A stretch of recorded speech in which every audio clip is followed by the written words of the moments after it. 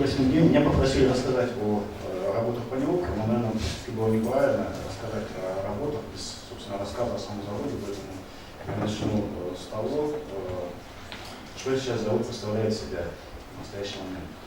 Значит, наш завод, как вы, наверное, знаете, был включен 5 сентября 1955 года в рамках целой плеяды заводов, которые Советский Союз строил после Второй мировой войны. В 2006 году вошел в состав компании «Газпромнефть». На сегодняшний момент Омский нефтезавод – это самый крупный по объему переработки нефти.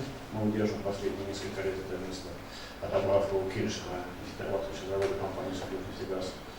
Наш профиль сейчас топливный, то есть он был топливно-масляный, но несколько лет назад масляное производство было выделено в отдельную, скажем так, бизнес-единицу. Мы сосредоточились только на топливном варианте. Наша установленная мощность составляет 22,3 миллиона тонн нефти переработанной нефти в год. Это самая большая для переработки в России, в бывшем Советском Союзе, в Европе. Номенклатура нашей продукции составляет более 50 наименований, в том числе дизельное топливо и бензин, естественно, класса, то, что называется Евро-5, на самом деле просто экологического класса 5. Уникальной особенностью нашего предприятия является то, что мы производим для себя, не только уж для себя, как это каталитического крекинга, о чем Владимир Павлович немножко рассказал, я расскажу чуть дальше. Мы являемся ведущим предприятием по набору технологических процессов в существующий момент и собираемся их далее развивать. Ну и качество нашей продукции неоднократно было подтверждено различными конкурсами, такими как, например, 100 лучших товаров в России. На этом слайде вы увидите только несколько основных показателей нашего предприятия. Вот сравнивается период 10 лет, с 2006 по 2015 год.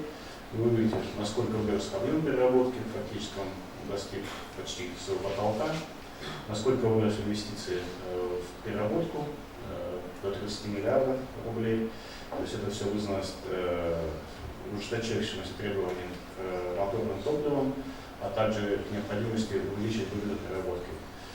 Наше предприятие все эти годы является ведущим предприятием, которое платит налоги в бюджет города Омска.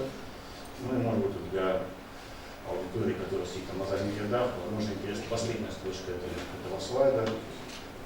Если вы там когда-то придете на завод, надеюсь, мы сможем там взаимно с вами сотрудничать. Ваши мозги на наши заработные платы и возможности. На предприятии реализуется масштабная программа модернизации, основная задача которой – закрепление технологического лидерства среди НДЗ Европы, и не боюсь этого слова, на самом деле Европа, потому что в России мы одни из лидеров. Вы увидите на рисунке то, что мы за ближайшее время построили, то, что мы построим уже в этом году.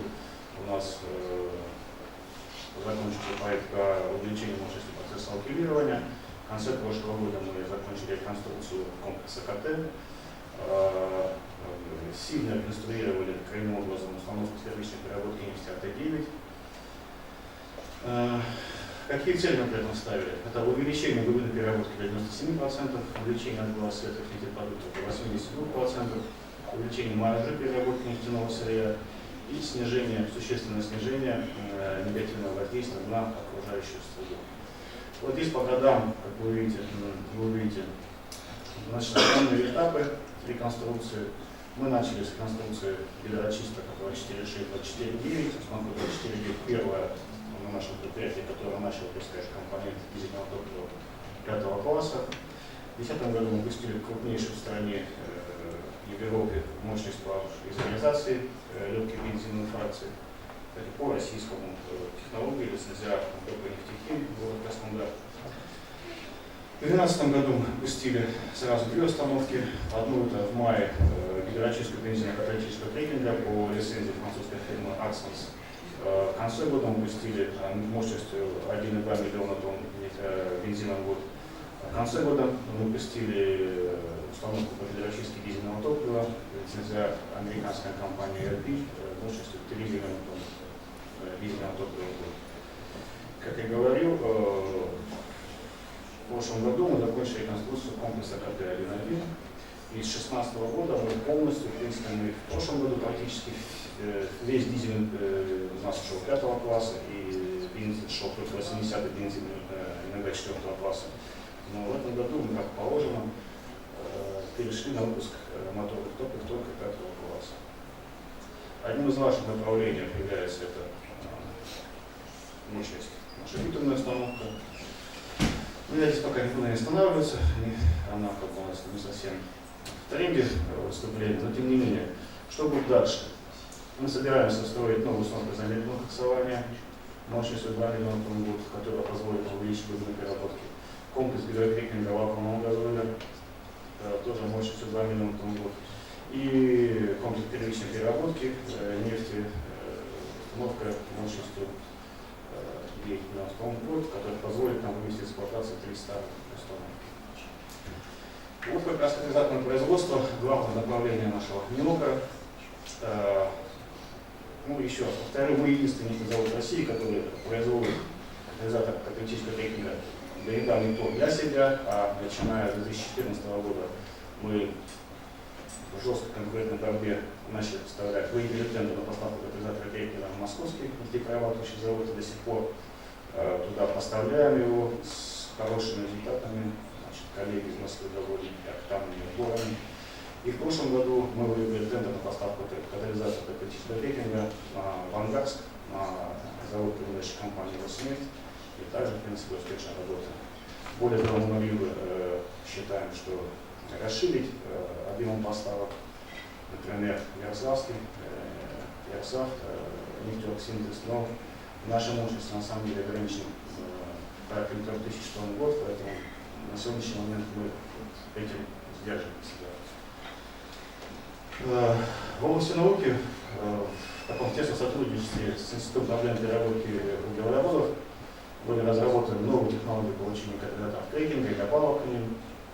3 разработки оценены как изобретения запатентованы. В сотрудничестве с Институтом катализа имени Горельского, город Новосибирск, была произведена в прошлом летом в июле загружена уже в промышленную эксплуатацию 5-й катализатор гидротического дизельного топлива, который работал буквально до недавних пор. В режиме очистки дизельного топлива был выгружен. Сейчас установка находится на капитальном ремонте. И в ближайшие дни начнется загрузка уже, скажем так, новой нашей фишки, скажем так, да. На первой стороне не только регенерировали, но и реактивировали катализатор гидрочистки дизельного топлива. Лабораторные испытания показали его высокую электрическую способность. Вот, в мае установка будет пущена, мы надеемся на положительный исход. Если так получится, то мы станем единственным предприятием в России, которое имеет технологию реактивации катализаторов гидрочистки. На сегодняшний момент такой процесс, как реактивация, производится или в Европе, в Люксембурге, или в Сингапуре, поэтому такая разработка позволит нам увеличить срок службы катализаторов и расширить производство. Если говорить, вернуться к катализаторам крекинга, то высокое качество наших катализаторов было подтверждено испытаниями в Греции в средствах центра крекинга. В перспективах. В июне прошлого года было подписано соглашение с Роснано о намерениях финансирования и модернизации действующих катализаторов с целью освоения технологии выпуска наноструктурированного катализатора марки «Авангард», строительства современного производства катализаторов каталитического крекинга, гидрокрекинга и гидроочистки, выход на рынок и замещение импортных катализаторов. Владимир Павлович уже упомянул, по катализатору крекинга это 15 тысяч тонн. Если говорить о катализаторах гидропроцессов, то это до 4000 тонн катализаторов гидроочистки дизельного топлива, 2000 тонн катализатор гидрокрекинга и мощность реактивации на 4000 тонн в год. Мы очень надеемся на эти технологии, и в настоящее время уже идет активная работа по проектированию новых катализаторов производства. Создан проектный опус, который работает и который уже ведет рабочее проектирование. Если говорить о нашей социальной ответственности, естественно, в том числе и охраны окружающей среды, все наши новые установки не более экологичные, чем прежде, проводятся большие планы собственно, по процессам, которые уменьшат воздействие работы наших предприятий на окружающую среду. Вот на этой части, скажем так, та часть на этом слайде моего выступления, которое касается завода, вот, заканчивается. Я вам оставляю пока этот слайд для картинки, а дальше по нему я уже продолжу, скажем так, в режиме доклада. Значит, что мы делаем в области НИОК? У нас существует небольшой такой, но важный отдел по НИОКам, который ведет порядка в последние годы 10-15 договоров. Какие это направления? Да? Это прежде всего оптимизация катализаторного производства, направление на повышение его эффективности, выпуск различных марок катализаторов крекинга под нужды потребителей. Это применение передовых технологий для усовершенствования технологических схем, установок и аппаратов, увеличение энергоэффективности производства, повышение качества товарной продукции, перспективное направление для увеличения глубины переработки нефти, выхода сверху нефтепродуктов, расширение ассортимента выпускаемой продукции, снижение коррозионной активности нефтепродуктов, использование математического моделирования технологических процессов, природоохранные мероприятия. Если говорить об объемах средств, да, если бы, вот я как пример, всего в 2010 году объем наших работ по НИОКу составлял примерно чуть меньше 9,6 миллионов рублей в год. За эти годы у нас прошел буквально взрывной рост. Количество договоров осталось примерно тем же, да, но их значимость, их масштаб вырос. Как пример, в прошлом 2015 году объем финансирования работ НИОКов в нашем предприятии составил чуть меньше 150 миллионов. Это 150 и 10, скажем так. Да. Все работы НИОКов у нас разделены на 5 направлений. Прежде всего, еще раз повторюсь, это катализаторное направление, разработка, испытания, выпуск новых катализаторов и технологий, это техническое сопровождение, рекомендация применяемых марок катализаторов, это повышение качества продукции, разработка новых видов ее, повышение эффективности и экологичности и дизельное производство. В области НИОКа мы сотрудничаем прежде всего это с институтом по повышению ИППУ САРАМ, это, как я говорил, институт Такальзов САРАМ, это МХС имени Топчиева, город Москва, ОАО НИМП, физико-технический институт имени Иоффе.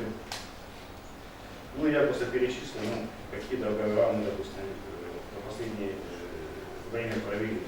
Это разработка катализатора изопирофинизации дизельных дистилляторов, разработка катализатора крекинга с регулируемым группом олефинов С-34, разработка технологий и технической документации на выработках опытно-промышленной практики катализатора изопирофинизации, оптимизация композиции катализатора крекинга для обеспечения выходов и качества продуктов крекинга, разработка процесса облагораживания бензина, разработка технологии реактивации катализаторов для очистки дизельного топлива, разработка технологии повышения высокоэффективных катализаторов методом лазерного ретроэкспертирования, ну и прочее, не буду утомлять.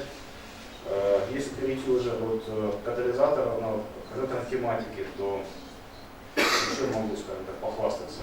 В настоящий момент завод полностью готов к производству нового для нас вида продукции, авиабензина. Когда-то мы его в советские времена выпускали, потом в связи с тем, что в стране были остановлены 2 завода, которые производили тетрадью свинец, страна не смогла уступать авиабензину, и мы зависели или от импорта, или на свой страх и риск летали на высокотном бензине, автомобильном. Значит, мы провели постановку на производство, сделали все от нас необходимое, и сейчас готовы, в принципе, только этого заказа на, мы уже опытную партию провели, заказа на производство такой продукции. Пошли дальше, и в рамках, опять же, бензинов мы разработали технологию, разработали СТО, утвердили по производству авиабензинов уже даже без тетраэтилсвинца, на шаг вперед. Ну, в общем-то, наверное, примерно все. Есть у нас наработки в области компьютерных производств. Если говорить об индивидуальной собственности, то у нас есть и заявки на регистрацию программы обеспечения, которая была заказана, разработана по нашему заказу. В прошлом году мы подали заявки на 6 патентов. Уже у нас есть патенты на 12 патентов на различную тематику. В общем, наша направлены в области НИОК. Это не просто, скажем так, какое-то декларативное, иногда бывает, да, а это такое полноценное звено, которое обеспечивает непосредственную связь между наукой и между производством. Завод как бы сознательно где-то рискуя, но идет на испытание катализаторов промышленности. Надеюсь, наука нас в данном случае не подведет. У меня пока все. Значит, если у вас есть вопросы в области НИОК или там работаете завода, пожалуйста. Да, по любым вопросам к нам.